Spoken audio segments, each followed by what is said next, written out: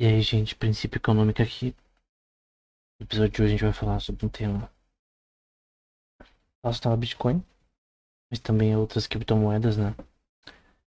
E a inspiração para esse episódio, que vai ser mais curto, tem a ver com uma tese do Quarterly Journal of Austrian Economics de 2015, da Laura Davison e do Walter E. Block, que se chama, vou traduzir, né? Bitcoin, o teorema da regressão e a emergência de um novo meio de transação, né?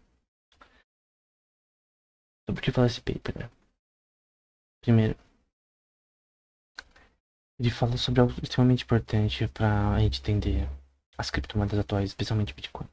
Infelizmente, eles só focam no Bitcoin em si, que é uma visão muito simplista, porque a gente tem centenas de criptomoedas hoje que são usadas, que estão sendo usadas como, entre aspas, dinheiro.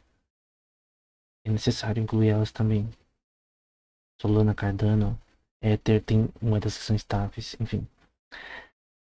Eles focam no Bitcoin, né? Então a questão é, o foco deles é dizer se o Bitcoin ele tem valor intrínseco atrelado a ele. Tem um livro de Von Mises que ele fala sobre uma coisa chamada o Teorema da Regressão. O que é o Teorema da Regressão? Ou Regression Theorem. É sobre você mapear os, os valores da moeda atual, as commodities anteriores que representam agora essas moedas. Então, por exemplo, qual foi a moeda não, a commodity atrelada ao dólar, quando tinha lastro no dólar, ou no ouro, né? O dólar. No caso, o dólar ele tinha, mesmo depois de 1983, um certo lastro no ouro, e antes ele tinha um lastro total no ouro. Então a questão é que o dólar, na verdade, era uma fração de onças de ouro. Se não me engano, era 1/20, teve um tempo. Então, o dólar, na prática, até o significado da palavra dólar original, era atrelado a frações de ouro. O sterling da Inglaterra era relacionado, até o nome também, antigamente, à prata, né? A frações de prata. Então eu tenho esse dinheiro que significa frações de ouro para substituir pela papel, moeda fiat, a moeda anterior que era o metal, né? Então, ao longo da história, desde das primeiras moedas, de licia primeiro, foi usado ouro, prata, às vezes cobre, zinco também. Teve épocas que misturaram moedas, né? Até criando inflação. Então, hoje em dia os bancos eles criam inflação imprimindo dinheiro, né? Antigamente eles faziam uma coisa chamada minting. Eles misturavam, por exemplo, prata com ouro ou prata com cobre e você conseguia imprimir mais moedas, entre aspas. Você conseguiria criar mais moedas, forjar mais moedas para você ter, entre aspas, mais dinheiro, né? Mas isso não é verdade porque o Diocleciano, por exemplo, criou uma inflação muito grande por tentar praticamente, né, para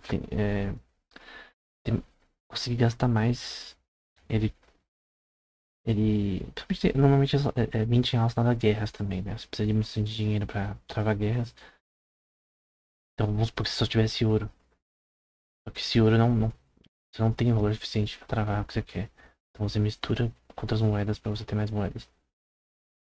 O problema é que o valor intrínseco unitário de cada moeda diminui. E por fim, você tem uma moeda que não tem valor nenhum. E as pessoas que começaram a usar essa moeda que agora não tem valor nenhum, os preços das coisas ficam caros, né? Porque o valor intrínseco da moeda cai. O teorema da regressão de Mises diz que a gente pode pegar a história dessa moeda e mapear anteriormente o seu valor em commodities, né? Eu lembro até, eu sou obviamente liberal, né? Mas eu lembro de uma tese do Marx antes do Capital, que ele fala sobre essa questão de você é, de commodity, dinheiro, commodity. O, o valor do dinheiro ele vem intrinsecamente das commodities, né? Então, era CMC, né? Então, você tem as commodities que são produzidas, que são é, transacionadas por dinheiro. Antigamente, sem o dinheiro, sem uma moeda fixa, era por permuta, né? Então, eu tinha. Pagava você o seu salário com sal, por exemplo, em Roma. Em alguns lugares usavam tabaco para pagar, principalmente nas colônias americanas inicialmente. Trigo poderia ser frações de trigo, no caso, milho, vários tipos de commodities, algodão, por exemplo, foram usadas ao longo da história, até recente, entre aspas, 300 anos atrás, como forma de pagamento. Então, então evoluiu disso para ouro e prata somente, desde das revoluções que tiveram, revolução militar, comercial, marítima, que teve desde do fim do século XVIII, 1770 para frente, que fez o mundo ser como é agora, né? Um mundo que tem uma expansão econômica muito maior. Então é possível você. Esse é o teorema. Eu não estou dizendo que ele é verdade ou não. Eu acredito que tem parcela de verdade nele. Porém, talvez ele não seja aplicado para todos os tipos de moedas. A gente pode. Que o preço atual da moeda também. O preço não, o valor intrínseco dela também está associado a commodities, né? Commodities são as bases do valor. Então, se uma nação ela tiver uma produção alta, vamos supor que uma nação ela não produza nada e ela tem uma moeda. A moeda dela vai tender a desvalorizar, porque ela não produz nada, não exporta, não importa. Ela não tem nada a oferecer internacionalmente, então ela não. Porque a moeda que tem controle do governo ia ter valor, né? Se a moeda não tivesse controle do governo, aí seria uma coisa um pouco mais. O mercado ia decidir o valor da moeda, né? De uma forma muito mais natural, se todo mundo tivesse uma moeda que não fosse monopolizada, né? E a gente tem uma moeda que não é monopolizada, né? Então a gente tem hoje uma moeda que ela não tem controle governamental. Várias moedas, né? Bitcoin, por exemplo, Monero, mais ainda, porque você tem mais uma proteção maior do ponto de vista. Porque hoje em dia tem como você ter, perder a privacidade no Bitcoin. Tem empresas como a Chain Analysis que conseguem fazer isso, né? Então, meio que é possível você rastrear uma pessoa que está fazendo compras erradas no Bitcoin. Até pelas exchanges e tal. Com a Monero é um pouquinho mais difícil.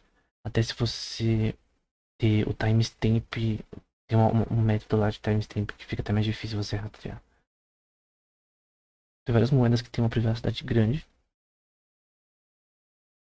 Eu tô falando moedas porque são chamadas criptomoedas, né? A gente não tá inferindo que são moedas por enquanto.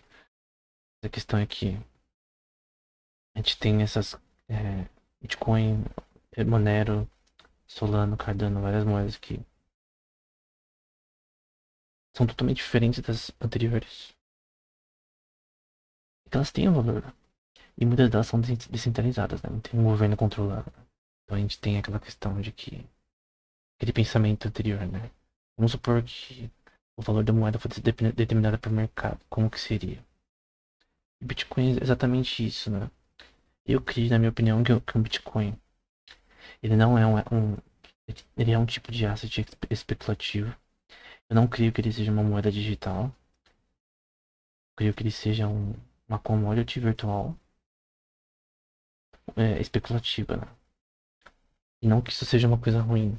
Tem um artigo cita Rothbard dizendo que não é porque uma coisa como Bitcoin é especulativa que ele é ruim ou é um esquema Ponzi. Pelo contrário, né? O próprio esquema do Bitcoin ele não tem um órgão que se beneficia, que criou isso para se beneficiar propriamente, né? É algo descentralizado. Então o mercado decide as coisas como funcionam. Então dizer que é um esquema Ponzi é não entender como funciona o Bitcoin. É, obviamente tem várias altcoins que são esquemas Mas se você pegar as principais que são sérias, você vai ter, por exemplo, até moedas estáveis, né? Quais são as questões que definem dinheiro, né? Durabilidade, isso tá no paper, né? Durabilidade. Então, ouro, por exemplo, é uma coisa durável, né? Você pode ter 1000 anos o mesmo ouro ali guardado. Ele não enferruja, enfim, coisas do tipo. Homogeneidade. Então, você tem. Você pode pegar esse mesmo ouro, por exemplo, o dinheiro do dólar da vida. Você tem uma pilha deles. E basicamente eles são a mesma coisa, né? Eles são coisas diferentes, como as NFTs. As NFTs, elas são heterogêneas, né? Elas são meio que formas de você definir propriedades de uma forma virtual. Mas elas não têm homogeneidade, né? Elas não são uma coisa só. Homogeneidade é tipo assim, imagina que eu ponho água. É uma mistura homogênea. Se eu pôr agora mais água, continua sendo uma mistura homogênea. Não importa quanta água adicione. Se for o mesmo tipo de água potável. Vamos supor que agora eu adiciono outra substância como nitrogênio. Agora é uma substância heterogênea, né? Eu tenho mais de uma substância que tá nessa mistura, né? Então eu não posso mais chamar isso de água. É basicamente isso, né? Não posso misturar yuan com dólar e com euro e fazer uma coisa só. Então, se eu ir no mercado na mão com euro na mão, real, dólar, tudo junto e tentar comprar alguma coisa, vai dar um problema, né? Porque cada moeda é homogênea, né? Então não vai conseguir comprar nada. Só se fosse heterogênea, você conseguiria juntar tudo e com várias moedas internacionais pagar a mesma coisa. Mas vai no McDonald's pra você ver se vocês vão aceitar. Não é. Tem que converter aí a taxa de câmbio, até porque essas moedas têm uma taxa de câmbio diferente, enfim. É, tem essa questão de que elas precisam de fungibilidade, né? O NFT, por exemplo, não é fungível. O Bitcoin é fungível, né? Você pode ter frações de Bitcoin até. Isso também tem a ver também com a divisibilidade dele. Eu posso juntar várias é, razões de Bitcoin, né? Ratios, tipo, frações de Bitcoin. Eu posso juntar várias frações e ter um meu bolinho ali, assim como é com dinheiro também. Raridade, né? O Bitcoin tem um valor fixo de moedas que podem ser produzidas. Então, assim como o ouro, prata, que tem limitações do que a gente pode conseguir imediatamente. Ela é rara, né? Utilidade e valor. Então tem que ter uma utilidade para as pessoas. O Bitcoin tem uma utilidade para as pessoas, porque a utilidade é dada pela. A utilidade vem do que a pessoa acha daquilo, né? Se eu achar que o Bolívar venezuelano não tem utilidade para mim, que não tem valor, então eu não vou lá. Quando uma moeda passa a ser mais útil internacionalmente, ela tem mais valor, como o dólar. Porque, porque obviamente, porque os Estados Unidos se tornou um dos países mais poderosos economicamente. Então por isso que o dólar valorizou ao longo da história, ao longo do século passado, né?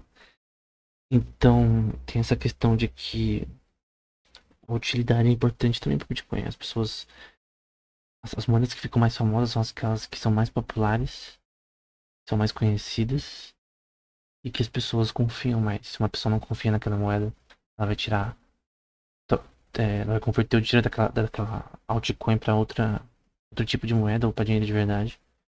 Enfim, então tem a questão do reconhecimento também é necessário, né? Aquela moeda tem que ser reconhecida como sendo uma forma de permuta, né? Uma forma de exchange. E cognoscibilidade, né? Ela tem que ser reconhecível.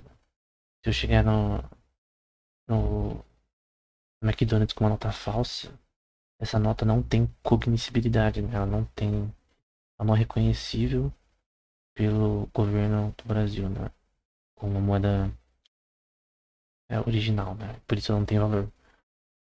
Então, aquele dinheiro que a gente... Sabe aquele dinheiro de brinquedo que a gente tem em jogos? Esse dinheiro não tem valor. Qualquer criança que você dá um dinheiro falso pra ela, ela talvez pense que tem valor. A gente sabe que se a gente for numa loja, a gente não pode comprar nada. Então, cognoscibilidade também é importante. E Você pode falar, algumas dessas coisas o Bitcoin tem, né? Ele é fungível, ele é adorável, ele é raro, ele é divisível, ele tem utilidade e valor. Só que ele não tem estabilidade, né? Esse é um problema do Bitcoin, por isso que ele é uma commodity especulativa, né? Ele não tem uma instabilidade tão alta, não que você não pode é, lucrar com isso, né? Primeiro que o Bitcoin não é feito para você lucrar, para você investir apenas pelo desejo de lucro, né? Não foi o objetivo original. Ele foi feito para ser uma moeda virtual, para você fazer transações ou guardar recursos, né? Agora talvez ele não seja tão útil para isso no momento. Ele meio que saiu do objetivo original do Satoshi Nakamoto, né? A questão é que ele possui essas propriedades, mas ele não tem estabilidade. Mas tem stablecoins como o Ether, como o SD Coin, tem várias moedas que são estáveis, né? Elas são criadas para ser estáveis, são chamadas stablecoins, né? Então se você pôr lá 50 mil reais nessa stablecoin, ela vai continuar sendo esse dinheiro, porque ela não flutua ao longo do tempo muito, ao ponto de ser o mesmo valor sempre. Algumas mais conhecidas como Ether é o valor de $1 para cada unidade, né? Mesmo assim, você consegue pegar frações disso, né? Então tem essa questão de que tem altcoins que podem ser consideradas moedas do ponto de vista é, de ter todas as propriedades de uma moeda. Uma moeda fiat, por exemplo. Só que algumas delas são. O preço delas são definidos pelo mercado totalmente, né? Aí a questão, será que a gente pode mapear essas altcoins, essas moedas alternativas, a Solana, a Cardano, para commodities? A questão é, eu comprei essa altcoin como? Com dinheiro. E esse dinheiro pode ser mapeado para commodity. Eu basicamente transferi o meu valor em reais ou em dólares para uma altcoin, que pode ser considerada uma moeda, ou um asset especulativo, ou uma commodity virtual. Então, na minha opinião, eu posso estar errado, mas eu creio que não tem nenhum problema de você analisar essas moedas como tendo um, um valor atrelado ao dinheiro investido nelas, né? Você vê, por exemplo, o capital investido nessas moedas é tipo, chega a bilhões de dólares, né? Não só milhões, né? Muitas dessas moedas têm, é, a gente chama de market capital, né? Se você for no Google, market capital, capital de mercado de criptos. Eu tô até fazendo isso aqui. No Coin Market Cap. O preço do Bitcoin tá no 27 mil. Do Ethereum no 1.600. Eu lembro quando tava 300. A USD Coin tá $1. O SDC $1 também.